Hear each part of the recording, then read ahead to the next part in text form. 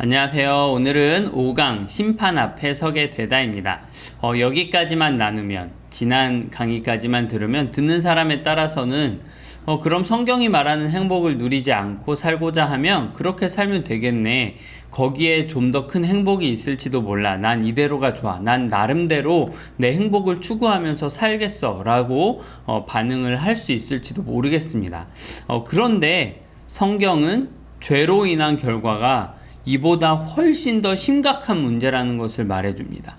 모든 사람이 피해갈 수 없는 언젠가는 맞이해야 할 심판이 바로 그것입니다. 한번 죽는 것은 사람에게 정해진 것이고 그 후에는 심판이 있을 것이라고 성경은 말합니다. 오늘은 이 심판의 문제에 대해서 말씀을 드리고 싶습니다. 어떤 사람들은 기독교를 현실을 도피하려는 사람들이 만들어낸 연약한 사람들이 만들어낸 종교라고 말하기도 합니다. 그러나 이 책의 저자는 존 스토트의 말을 인용하면서 기독교는 지독하게도 현실적이고 정직한 종교라고 말을 합니다. 그래서 그리스도인들은 세상에서 벌어지는 악하고 더러운 일들을 보면서도 낙담하지 않습니다. 예를 들어서 2차 세계대전이 끝나고 사람들은 홀로코스트와 같은 그런 잔인무도한 인간의 악을 보면서 절망하고 경악하기도 했지만 그리스도인들은 달랐다고 합니다. 도로시 세이어즈의 글을 읽어볼까요? 한편 그리스도인의 경우는 이와 다르다. 그도 다른 이들처럼 크게 충격을 받고 슬퍼하지만 경악에 빠지지는 않는다. 인간 본성 자체에 대해 그리 높은 견해를 가진 적이 없기 때문이다. 그는 인격의 중심에 깊은 균열이 있다고 늘 생각해 왔으며 법이란 것도 인간이 만드는 것이고 따라서 불완전하고 자기 모순적인 인성의 산물이므로 국회의 결의안으로 사람을 선하게 만드는 게 불가능하다는 것을 알고 있다. 예, 그렇습니다. 그래서 여러분, 죄에 대한 지식, 죄에 대한 올바른 지식은 우리에게 위로를 줍니다. 그리고 인간이 하는 행동과 이 세상의 결과에 대해서 가장 정확한 이해를 얻을 수가 있죠. 뿐만 아니라 비로소 우리는 죄에 대한 지식 위에서 하나님께서 얼마나 큰 사랑으로 우리를 대하셨는지도 알게 되는 것입니다.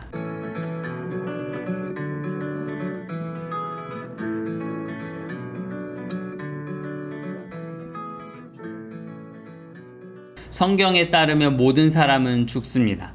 육체의 죽음을 맞이하게 됩니다. 왜 모든 사람은 죽게 된 것일까요? 로마서 5장 12절을 보겠습니다. 그러므로 한 사람으로 말미암아 죄가 세상에 들어오고 죄로 말미암아 사망이 들어왔나니 이와 같이 모든 사람이 죄를 지었으므로 사망이 모든 사람에게 이르렀느니라. 네. 성경은 한 사람으로 말미암아 죄가 세상에 들어왔고 그 죄로 말미암아 사망이 들어왔다고 말하고 있습니다. 그리고 이어서 이와 같이 모든 사람이 죄를 지었으므로 사망이 모든 사람에게 이르렀다고 말합니다. 이것을 죄의 전가라고 부릅니다. 이런 성경 공부를 할 때마다 나오는 질문이 있습니다.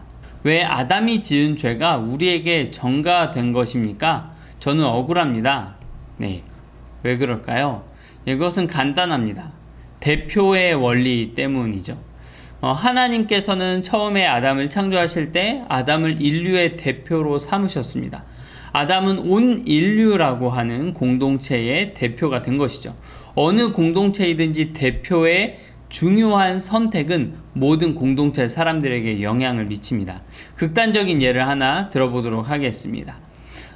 대통령이 전쟁을 선포했다고 칩시다. 그러면 싫든 좋든 군인은 전장에 나가서 싸워야 하고 모든 국민이 전쟁의 영향 아래 놓이게 됩니다. 또 한 가정을 예로 들어볼까요? 아버지의 중요한 선택은 언제나 온 가족 구성원에게 영향을 미칩니다.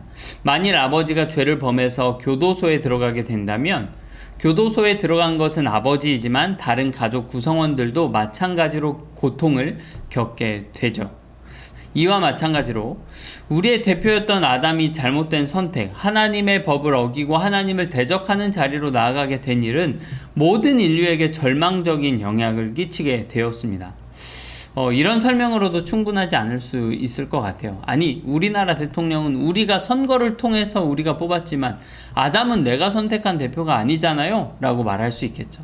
여러분, 그러면 누가 아담을 우리의 대표로 만드셨습니까? 네, 하나님입니다.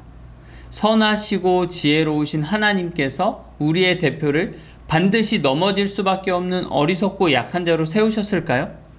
지금 우리가 아무리 우리의 대표로서 누군가를 선출한다고 해도 온 인류가 함께 모여서 머리를 맞대고 가장 위대한 사람을 우리의 대표로 선출한다고 해도 아담보다 나은 사람을 선택할 수는 없을 겁니다. 먼저는 모든 사람이 죄인이기 때문이기도 하지만 그렇지 않더라도 우리는 하나님만큼 지혜롭지 못하기 때문이죠. 하나님께서 세우신 인류의 대표 아담은 온 세상을 효과적으로 다스릴 수 있을 만큼 지혜롭고 강하며 완성된 사람이었습니다. 그래서 팀 켈러는 이 부분에 대해서 이렇게 말합니다. 어느 누구도 하나님만큼 우리를 위한 대표를 더 잘 뽑지는 못한다. 우리가 하나님보다 더 똑똑한 선택을 할 수 있었다고 생각해서는 안 된다. 예. 여러분, 그래도 억울하다고 생각한다면 저는 여러분의 삶을 돌아보라고 말하고 싶습니다. 아담으로부터 전가된 죄가 아니더라도 우리의 삶을 잘 돌아보면 우리의 적극적인 의지로서 지은 죄가 얼마나 많습니까? 마음속의 죄가 아니더라도 외적으로 드러난 죄만 하더라도 우리가 얼마나 많이 죄를 짓고 살아가고 있습니까? 10계명 앞에만 서도, 그 10가지 계명 앞에만 서도 우리는 할 말을 잃고야 말 거예요. 뿐만 아니라 우리가 또 알아야 할 귀중한 사실은 이 대표의 원리가 부당하지만은 않다는 것입니다. 우리는 이 대표의 원리 때문에 우리가 하지 않은 선한 일에 대한 결과를 선물로 받을 수 있습니다. 나중에 더 자세히 살펴보겠지만 치러야 할 죄를 이 대표의 원리 때문에 치르지 않아도 되고 아담이 통과해야 했던 시험을 우리는 통과하지 않아도 됩니다. 바로 둘째 아담으로 오신 예수 그리스도, 우리의 대표가 되신 예수 그리스도 때문입니다.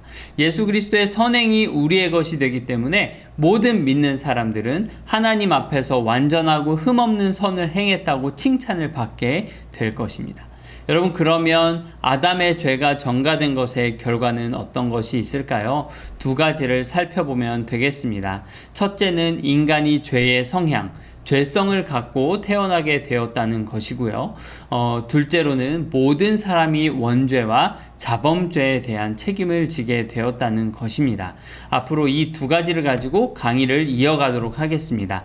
여기까지 정리하도록 하겠습니다.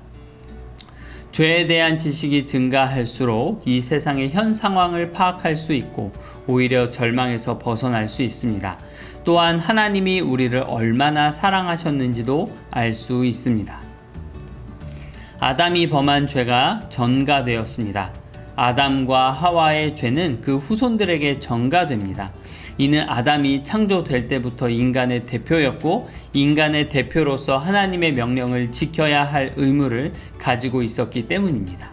이것은 두 가지 결과를 낳았는데 하나는 인간이 죄를 즐기게 되었다는 것과 다른 하나는 인간이 죄에 대한 책임을 져야 한다는 것입니다.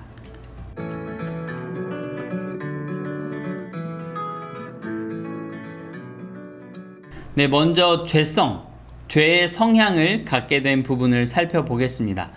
우리가 무언가를 즐거워한다는 것은 무엇을 보면 알 수 있냐면 거기에 자꾸 관심을 가지고 의지가 그쪽으로 기울어져 가는 것을 보면 알 수 있거든요.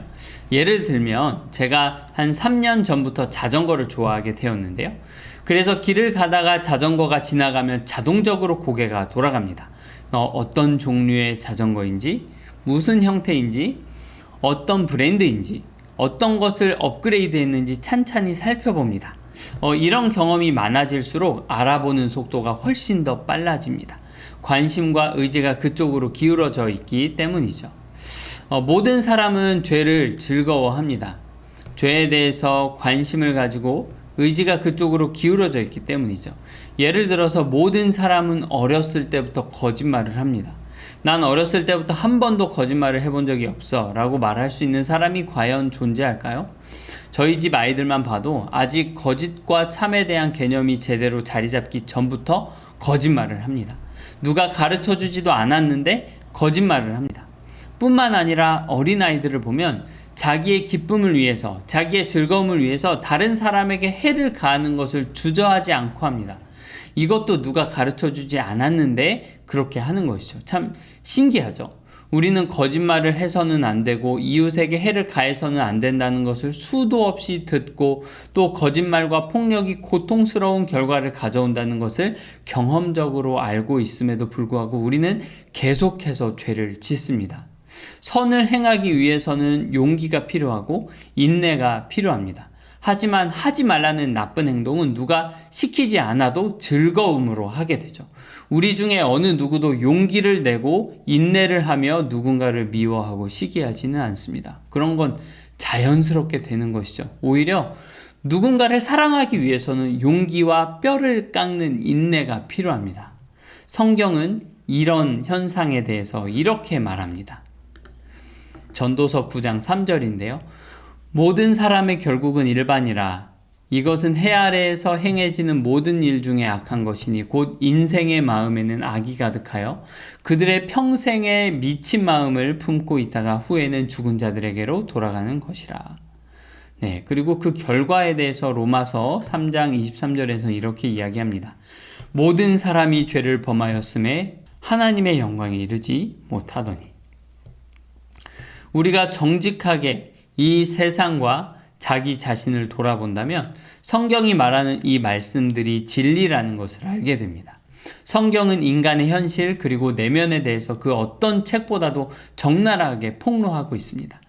그런데 우리가 얼마나 부패하였는지에 대해서는 악한 일들만 보는 것보다도 더 효과적으로 아는 길이 있는데요. 그것은 우리가 선을 행하고자 할 때 일어나는 일을 정직하게 돌아보는 것입니다.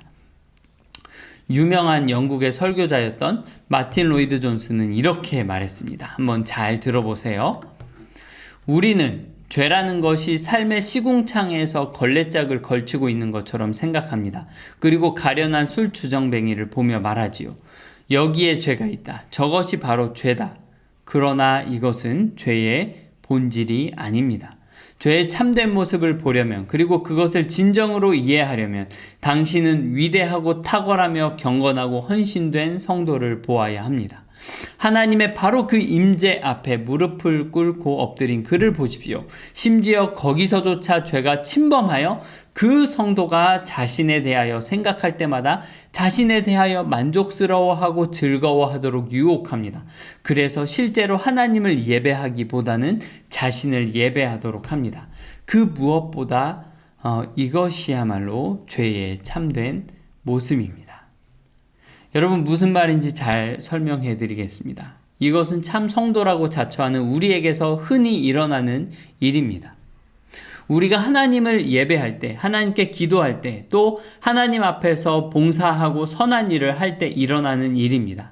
우리는 얼마나 교만하며 인정받기를 좋아하는지, 내가 조금만 나아진 사람인 것 같으면 곧바로 교만의 늪에 빠져버리게 됩니다. 하나님은 온데간데 없고 내가 좀 성숙해진 것 같은 느낌으로 인한 그 교만한 마음만 우리의 마음속에 남아버리게 되는 것이죠. 하나님을 예배하는 그 순간에 우리는 우리 자신을 예배하게 됩니다. 얼마나 많은 성도들이 이 마음에 속아서 신앙생활을 하고 있는지 모릅니다.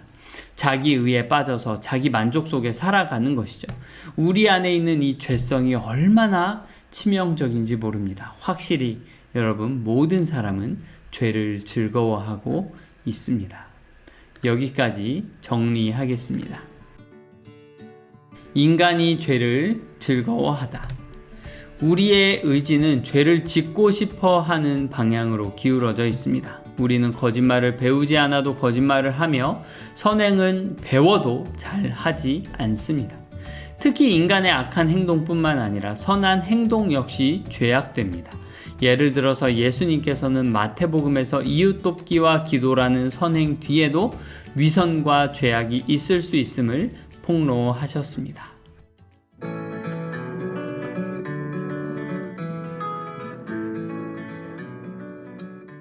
두 번째입니다. 아담의 죄가 전가됨에 따라서 우리는 어떤 결과를 맞이하게 되었는가?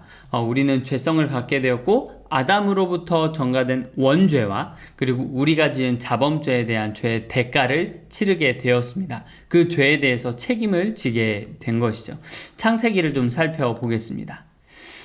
창세기 6장 5절부터 7절에 보면 이렇게 기록되어 있습니다. 여호와께서 사람의 죄악이 세상에 가득함과 그의 마음으로 생각하는 모든 계획이 항상 악할 뿐임을 보시고 땅 위에 사람 지으셨음을 한탄하사 마음에 근심하시고 이르시되 내가 창조한 사람을 내가 지면에서 쓸어버리되 사람으로부터 가축과 기는 것과 공중의 새까지 그리하리니 이는 내가 그것들을 지었음을 한탄함이니라 하시니라. 하나님께서는 죄악이 세상에 가득함과 그의 마음으로 생각하는 모든 계획이 항상 악할 뿐인 것을 보시고 사람을 지면에서 쓸어버리시기로 결정하십니다. 사람은 죄에 대한 책임을 져야만 했던 것이죠. 그런데 이 노아 홍수는 당시에 있었던 심판이었을 뿐만 아니라 미래에 있을 영원한 심판을 예표하는 것, 가리키는 것이기도 합니다. 신약의 베드로후서를 보겠습니다. 3장 6절, 7절을 보면은 이렇게 기록되어 있는데요.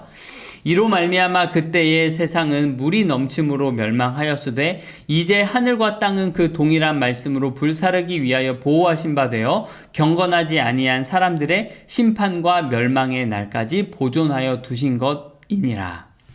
여기에서 말하는 물의 넘침은 홍수 사건을 말하는 것입니다. 그런데 이제 하늘과 땅은 불살라질 것이고 심판과 멸망의 날이 올 것이라고 말합니다. 성경은 주 예수 그리스도께서 다시 오시는 그날에 심판할 것이라고 말하고 있습니다. 또 고린도후서 5장 10절에는 이렇게 기록되어 있습니다. 이는 우리가 다 반드시 그리스도의 심판대 앞에 나타나게 되어 각각 선악간에 그 몸으로 행한 것을 따라 받으려 함이라. 네, 그렇습니다. 우리 모두는 그리스도의 심판대 앞에 설 것이고 우리의 행한 것에 따라서 심판을 받게 될 것입니다. 죄에 대한 결과는 영적인 사망이고 그것은 우리가 소멸되는 것이 아니라 영원한 형벌에 처해지는 것을 말합니다.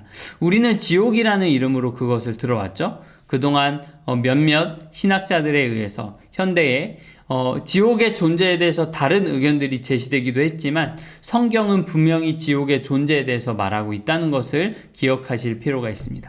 주님께서 우리에게 제시하신 구원의 길을 따르지 않는 사람들은 결국 모두 지옥에 던져져서 영원한 하나님의 진노를 받게 될 것입니다.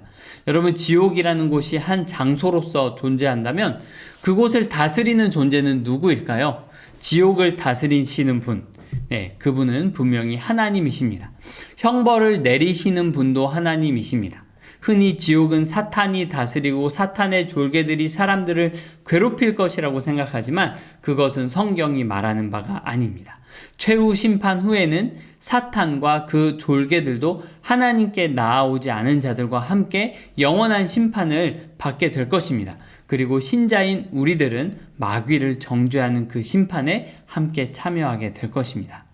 여러분, 이제 죄의 책임과 형벌에 대해서 흔히 하는 질문 3가지를 다뤄보려고 합니다. 우리는 심판과 지옥에 대해서 들었습니다. 여러분, 어떤 생각이 드세요? 네, 많은 사람들이 오해하고 질문하는 것이 있습니다. 그 중에 우리 교재를 따라서 3가지를 다뤄보려고 합니다. 첫 번째 질문입니다. 단순히 신을 믿지 않는다고 지옥에 보내는 것이 정당한가? 입니다. 예, 말하자면 이런 것이죠. 기독교의 하나님은 사랑의 하나님이라고 하면서 단지 자기를 믿지 않는다고 사람들을 지옥에 보낸다면 그것은 과연 사랑의 하나님인가? 그리고 믿지 않는 것으로 인해서 지옥에 가는 것은 정당한 일이냐? 하는 것입니다. 그래서 불신자들은 예수천국 불신지옥이라는 말을 굉장히 싫어합니다. 간단히 말하자면 예수천국, 예수 그리스도를 믿음으로 인해서 하나님 나라에서 영원히 하나님과 더불어 즐거운 교제를 나누게 된다는 것은 옳지만 불신지옥이라는 말에 대해서는 조금 더 자세히 들여다보아야 할 필요가 있습니다. 예수님을 믿지 않으면 지옥에 간다는 말이 맞는 말이기도 하지만 여러분, 사람이 지옥에 가는 이유는 엄밀히 따져서 믿지 않아서라기보다는 자신이 행한 죄악 때문에 지옥에 가는 것입니다. 모든 세상에 생명을 공급하시는 하나님을 믿지 않은 것 자체가 죄이기도 하지만 사람은 결국 자신의 죄 때문에 지옥에 가게 됩니다. 사탄 때문에 가는 것도 아닙니다. 사탄은 우리를 지옥으로 끌고 갈 수 있는 권한이 없습니다. 우리를 지옥에 보내시는 분은 하나님이시죠. 어쨌든 이런 의미에서 불신지옥이라는 말보다는 악행지옥이라는 말이 더 적합하겠습니다. 우리는 우리가 행한 악행 때문에 지옥에 가는 것입니다. 뿐만 아니라 이런 질문 이면에는 우리가 도덕적으로 중립적이고 아무런 죄도 저지르지 않았는데 단순히 예수님을 믿지 않거나 교회에 참여하지 않았기 때문에 지옥으로 간다는 잘못된 전제가 깔려 있습니다. 우리는 이미 많은 죄를 범했기 때문에 지옥에 가는 것이 마땅합니다. 그런 상황에서 예수님을 믿는 믿음으로 우리를 구원하신다는 것은 사실 호의이고 선물이고 은혜입니다. 그러니 믿지 않을 때 하나님의 진노를 받는 것은 너무나 당연한 일입니다. 그럼 두 번째 질문을 함께 살펴보겠습니다. 영원한 지옥의 형벌에 처해진다는 것은 우리가 지은 죄에 비하면 너무 지나친 형벌 아닌가 하는 것입니다. 이런 거죠. 우리가 평생 죄만 짓고 살아도 80년, 90년, 많게는 100년 짓는 것인데 그 죄에 대한 결과가 영원하다면 너무 지나친 것이 아니냐라는 것입니다. 어떠세요? 여러분도 그렇게 생각하십니까? 그런데 여러분, 죄의 무게는 무엇에 달려 있을까요?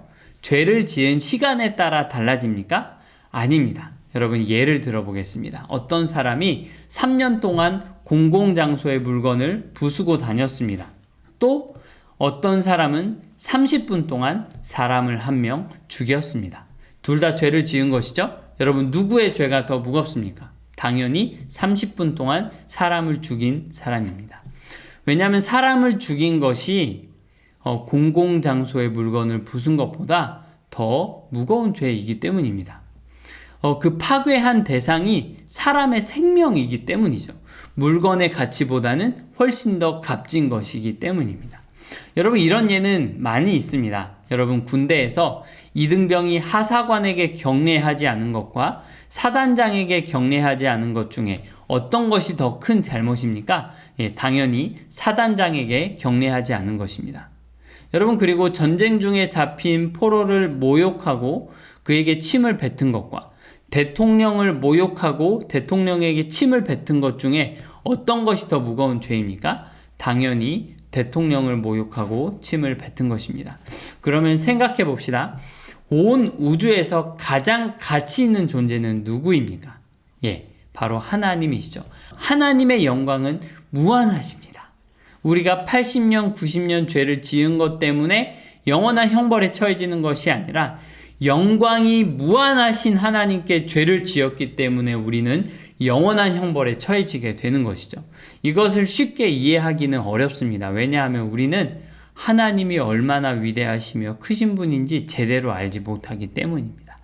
하나님이 어떤 분인지 알면 알수록 우리는 우리의 죄가 얼마나 어마어마한 죄인지 알게 되는 것입니다.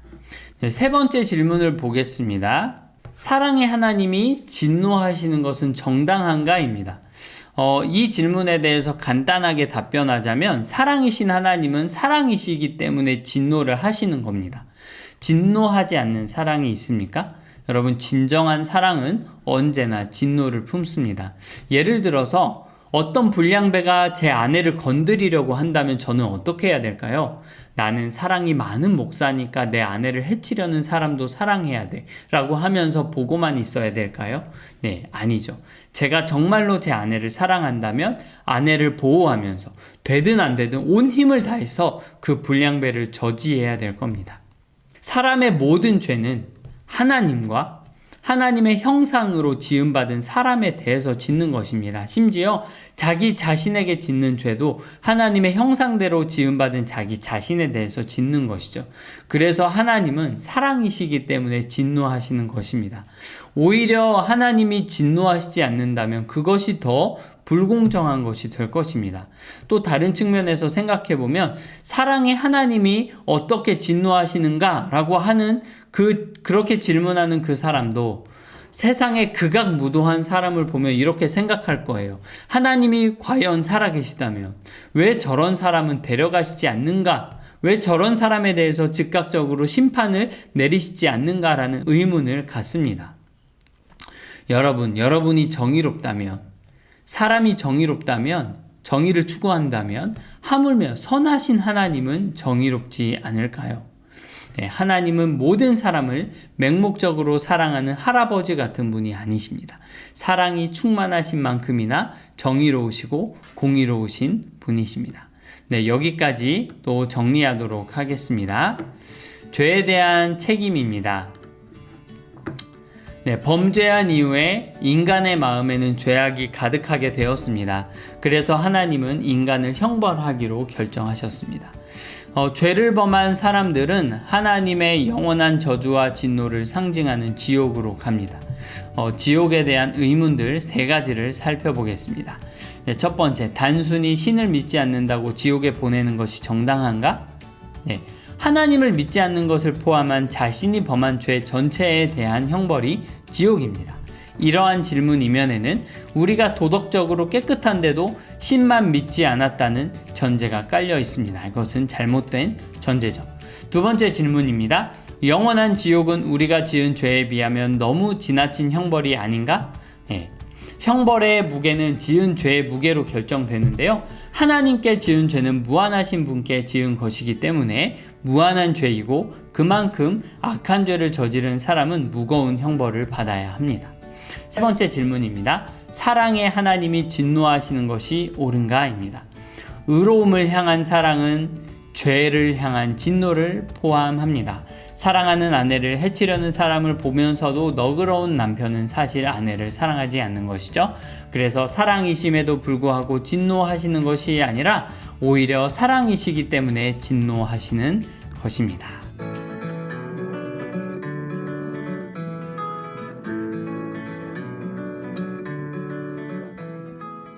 네, 여러분, 하나님은 툭하면 화내시는 신경질적인 분이 아니십니다. 오히려 하나님은 죄를 짓는 인간을 향해서 정말로 오래 참으시는 분이십니다.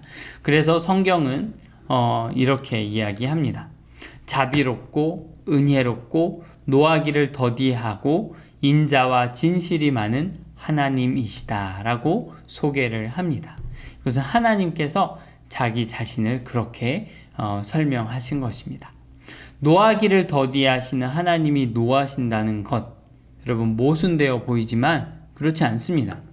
하나님은 우주에서 가장 화내게 만들기 힘들 정도로 온유하신 분이십니다. 그러나 그 노하기를 더디하시는 하나님이 진노하신다는 것을 통해서 우리는 무엇을 알 수 있냐면 오히려 인간이 그만큼 아주 큰 죄를 죄책감도 없이 끈질기고 지속적으로 지었다는 것의 증거가 됩니다. 즉 인간은 우주에서 가장 화내게 만들기 힘든 분을 화내게 만드는데 성공한 존재들이라는 것이죠. 이것이 바로 우리의 죄성입니다. 그리고 여러분, 사실 지옥의 무서움은 불에 있지 않습니다. 우리는 지옥이라고 하면 불바다를 연상하곤 하지만 이것은 상징적인 비유에 불과합니다. 성경 다른 곳에 보면 지옥을 바깥 어두운 곳이라고 묘사하기도 합니다. 불이 있는데 어두울 수는 없겠죠? 이것은 불의 이미지를 사용해서 그곳이 얼마나 고통스러운 곳인지를 설명하는 곳이고, 또 바깥 어두운 곳이라는 그 표현을 통해서 어두움의 이미지를 사용해서 그곳이 얼마나 고독한 곳인지를 말해주는 것입니다. 여러분, 그렇다면 그 큰 고통과 고독의 본질은 무엇일까요? 네, 그것은 바로 하나님의 진노입니다. 하나님의 진노만이 우리가 가장 두려워해야 마땅한 대상입니다. 하나님의 진노야말로 죄를 지은 인간이 져야 할 무시무시한 책임입니다. 또 여기까지 정리하면서 오늘 강의를 마치겠습니다. 하나님의 진노, 인간이 처한 가장 커다란 문제. 하나님은 툭하면 노하시는 분이 아니라 자비롭고 은혜로우며 노하기를 더디하시는 분이십니다. 그럼에도 인간은 끈질기고 지속적으로 죄를 지어서 우주에서 가장 화나게 만들기 힘든 분을 화나게 만드는 데 성공했습니다. 지옥의 무서움은 불에 있지 않습니다. 오히려 이것은 전능하신 하나님의 진노를 상징하는 장치일 뿐입니다. 지옥의 무서움은 진노하시는 하나님에 있습니다.